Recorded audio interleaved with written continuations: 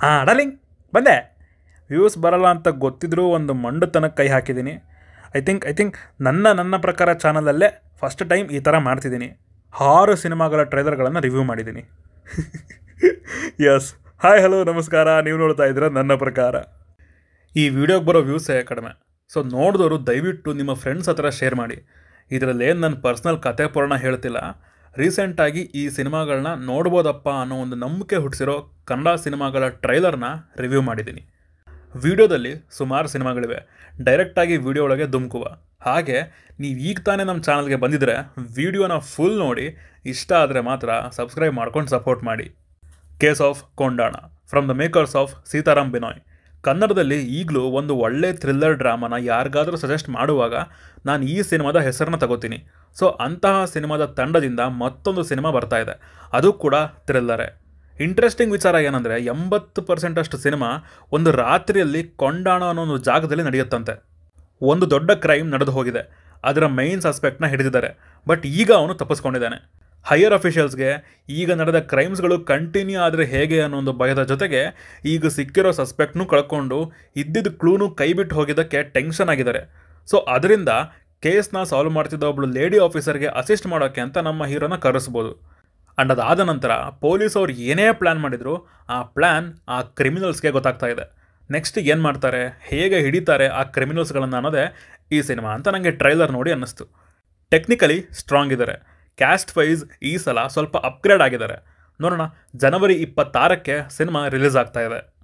Next bachelor party, Paramvah studios ಅನ್ನೋ ಒಂದು ಬತ್ತಳಿಕೆಯಿಂದ ಬರ್ತಿರೋ ಮತ್ತೊಂದು ಬಾಣ. ಅನೌನ್ಸ್ ಆದಾಗ ರಿಷಬ್ ಶೆಟ್ಟಿ ಅವರು, ದಿಗಂತ್ ಅವರು ಹಾಗೂ ರಕ್ಷಿತ್ ಶೆಟ್ಟಿ ಅವರಿದ್ದರು. ಈಗ ರಕ್ಷಿತ್ ಅವರು, ರಿಷಬ್ ಅವರು ಬಿಟ್ಟು ಬಾಲಾಜಿ ಮನೋಹರ್ ಹಾಗೂ ಲೂಸ್ ಮಾದ ಯೋಗಿ ಅವರು ಈ ಸಿನಿಮಾಗೆ ಬಂದಿದ್ದಾರೆ. ಸಿನಿಮಾದ ಟ್ರೈಲರ್ ರಿಲೀಸ್ ಆಗಿದೆ. ಟ್ರೈಲರ್ ಏನು ಹೇಳುತ್ತಪ್ಪ ಅಂತಂದರೆ, ಸಂತೋಷ್ ಅನ್ನೊಂದು ಲೈಫಲ್ಲಿ ಮದುವೆ ಆದಮೇಲಿಂದ ಸಂತೋಷ ಕುಲ್ಗೆಟ್ಟೋಗಿದೆ.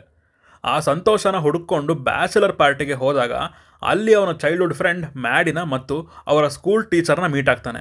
ಅಲ್ಲಿಂದ ಇವರು ಬ್ಯಾಂಕಾಕ್ಗೆ ಯಾಕೆ ಹೋದರು, ಕೊನೆಯಲ್ಲಿ ನಮ್ಮ ಬಾಲಾಜಿ ಮನೋಹರ್ ಅವರು ಅಷ್ಟೊಂದು ವೈಲೆಂಟ್ ಅವತಾರದಲ್ಲಿ ಆ ಗನ್ ಹಿಡ್ಕೊಂಡು ಬಂದಿದ್ದು ಯಾಕೆ, ಏನೇನೆಲ್ಲ ಆಗಿತ್ತು ಆ ಪಾರ್ಟಿಲಿ, ಮುಂದೇನಾಗುತ್ತೆ ಅನ್ನೋದನ್ನು ಜನವರಿ 26ಕ್ಕೆ ನೋಡಿ ತಿಳ್ಕೋಬೇಕು.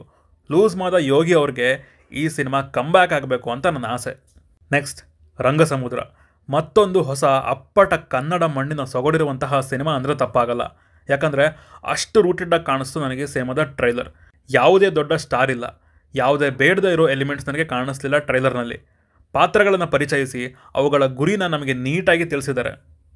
ರಂಗಸಮುದ್ರ ಅನ್ನೋ ಒಂದು ಊರು, ಅಲ್ಲಿನ ಒಂದು ಜನಪದ ಕಲಾವಿದರು, ಅದರಲ್ಲಿ ಹೆಸರುವಾಸಿಯಾಗಿರೋ ಥರ ಕಾಣಿಸ್ತಾ ಇದ್ದಾರೆ ನಮ್ಮ ರಂಗಾಯಣ ರಘು ಅವರು. ಇವ್ರಿಗೆ ಒಬ್ಬ ಮೊಮ್ಮಗ ಇದ್ದಾನೆ, ಆ್ಯಂಡ್ ಅವನಿಗೆ ಅವ್ರ ತಾತ ಅಂದರೆ ತುಂಬ ಇಷ್ಟ. ನಂತರ ಒಂದು ದಿನ ಈ ಸಾವುಕಾರ ಮಂದಿಗೂ ಇವ್ರ ತಾತಂಗೂ ಆಗ ಒಂದು ಸಣ್ಣ ಕಿರಿಕಿಂದ ರಂಗಾಯಣ ರಘು ಅವರ ಕ್ಯಾರೆಕ್ಟರ್ಗೆ ಅವಮಾನ ಆಗುತ್ತೆ. ಆ್ಯಂಡ್ ಆಗ ಅವರ ಮೊಮ್ಮಗ ಆ ದೊಡ್ಡ ಸಾವುಕಾರ ಮಂದಿಗೆ ಒಂದು ಸವಾಲು ಹಾಕ್ತಾನೆ. ಒಂದು ಕಾರ್ ವಿಚಾರಕ್ಕೆ ಇಷ್ಟೆಲ್ಲ ಶುರುವಾಗೋ ಈ ಕತೆ ಎಲ್ಲಿಗೆ ಹೋಗಿ ನಿಲ್ಲುತ್ತೆ, ಈ ಮಕ್ಕಳು ಏನೆಲ್ಲ ಹರಸಾಹಸ ಪಡ್ತಾರೆ ಅನ್ನೋದನ್ನು ಸಿನಿಮಾದಲ್ಲೇ ನೋಡಬೇಕು. ಕ್ವಾಲಿಟಿ ಎಲ್ಲೂ ಕಮ್ಮಿ ಅಂತ ಅನ್ನಿಸ್ತಿಲ್ಲ. ಇನ್ನೂ ಹೇಳಬೇಕಂದ್ರೆ ಒಂದು ಮಕ್ಕಳ ಸಿನಿಮಾನ ಈ ಲೆವೆಲ್ ಔಟ್ಪುಟ್ಟಲ್ಲಿ ತೆಗೆದಿರೋ ಸಿನಿಮಾ ಟೀಮ್ನ ನಾವು ಮೆಚ್ಚಲೇಬೇಕು. ರಂಗಸಮುದ್ರದಲ್ಲಿ ರಂಗಾಯಣ ರಘು ಅವರ ರಣ ಭಯಂಕರ ಪರ್ಫಾರ್ಮೆನ್ಸ್ನ ನೋಡೋದು ಮರಿಬೇಡಿ, ಜನವರಿ 19ಕ್ಕೆ. ನೆಕ್ಸ್ಟ್ ಉಪಾಧ್ಯಕ್ಷ, ಸೀಕ್ವೆಲ್ ಟು ಅಧ್ಯಕ್ಷ. ಈ ವಿಚಾರ ನಂಗೆ ರೀಸೆಂಟಾಗಿ ಗೊತ್ತಾಗಿದ್ದು ಗುರು. ಆ್ಯಂಡ್ ಈ ವಿಚಾರ ತುಂಬ ಜನ ಆಡಿಯನ್ಸ್ಗೆ ಗೊತ್ತಾದರೂ ಸಾಕು, ಈ ಸಿನಿಮಾಗೆ ಅದು ಬಿಗ್ಗೆಸ್ಟ್ ಪಾಸಿಟಿವ್ ಆಗಿ ಟರ್ನ್ ಆಗುತ್ತೆ. ಯಾಕಂದರೆ ಅಧ್ಯಕ್ಷ ಸಿನಿಮಾ ಕೊಟ್ಟಂತಹ ಎಕ್ಸ್ಪೀರಿಯನ್ಸ್ ಅಂಥದ್ದು.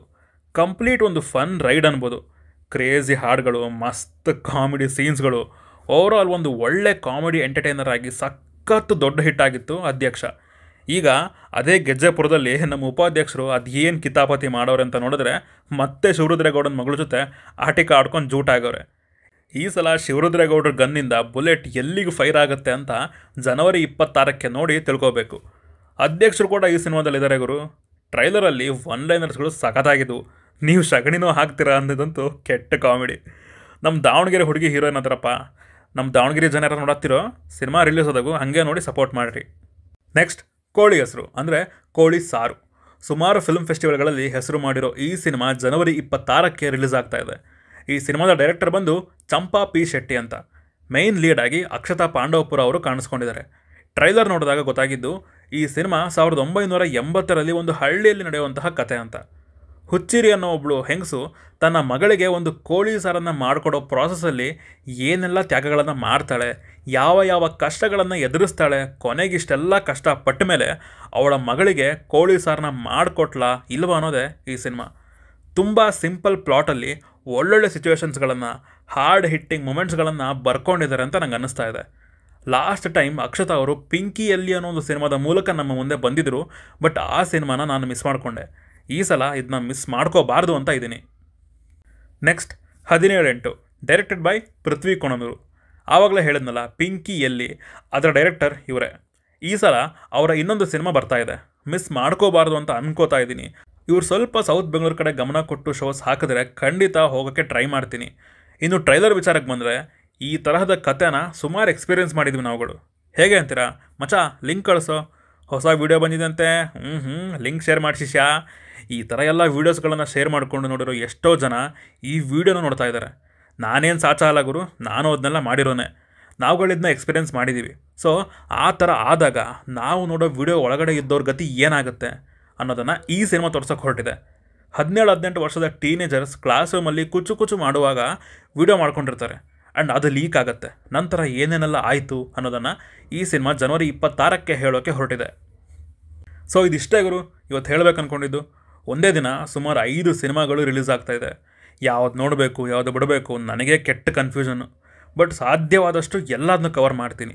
ಈ ಸಿನಿಮಾಗಳ ಮೇಲೆ ನನಗೆ ಹೋಪ್ ಇದೆ, ನೋಡೋಣ ಏನಾಗುತ್ತೆ ಅಂತ. ನೀವೇನಾದರೂ ಈ ಸಿನಿಮಾಗಳ ಟ್ರೈಲರ್ನ ನೋಡಿದರೆ ನಿಮ್ಮ ಒಪಿನಿಯನನ್ನು ಕೆಳಗಡೆ ಕಮೆಂಟಲ್ಲಿ ತಿಳಿಸಿ. ಹಾಗೂ ಇನ್ನೂ ಯಾವುದಾದ್ರೂ ಸಿನಿಮಾಗಳ ಟ್ರೈಲರ್ ಇದ್ದರೆ ದಯವಿಟ್ಟು ಕೆಳಗಡೆ ಹಂಚ್ಕೊಳ್ಳಿ. ಅಟ್ಲೀಸ್ಟ್ ಕಮೆಂಟ್ ಓದ್ಕೊಂಡು ವೀಡಿಯೋ ನೋಡೋರಿಗಾದರೂ ಆ ಸಿನಿಮಾಗಳ ಬಗ್ಗೆ ಗೊತ್ತಾಗಲಿ ಅಂತ ಹೇಳ್ತಾ, ನೀವು ನಮ್ಮನ್ನು ಇನ್ಸ್ಟಾಗ್ರಾಮ್, ಟ್ವಿಟ್ಟರ್ನಲ್ಲೂ ಕೂಡ ಫಾಲೋ ಮಾಡ್ಬೋದು ಸಿನಿಮಾದ ಅಪ್ಡೇಟ್ಸ್ಗಾಗಿ. ಸೊ ಸಿಗೋಣ ಮುಂದಿನ ವಿಡಿಯೋದಲ್ಲಿ. ಬಾಯ್.